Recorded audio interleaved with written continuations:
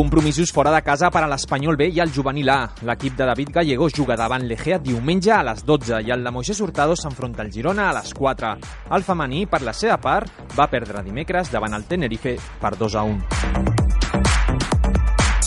L'Espanyol B, que va patir una dolorosa derrota en l'última jornada davant l'Alcoyano, espera treure un bon resultat contra l'Egea, un rival molt dur defensivament, como explica David Gallego. Es un rival que en casa está siendo muy fuerte, disfrutan defendiendo, tienen la línea muy junta, es muy difícil generarle situaciones en el que ellos se desorganicen. El jugador tiene que estar 100% centrado, que la ejecución técnica de esta semana tiene que ser de un alto porcentaje, si no generaremos peligro. El Juvenil A, per la seva part, es desplaça a terres gironines. Moisés Hurtado avisa que el rival dels blanquiblaus destaca per la seva fortalesa física. Es un rival fuerte, en un campo pequeño, es un rival que quiere jugar el balón, es un rival físicamente con jugadores muy físicos, que muchos de ellos han competido ya en Segunda B, con el Peralada, con el Girona B.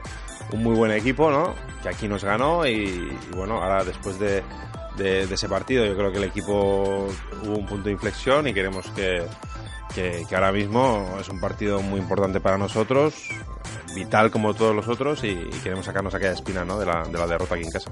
I si no us voleu perdre cap partit del nostre futbol base i femení, consulteu la nostra agenda.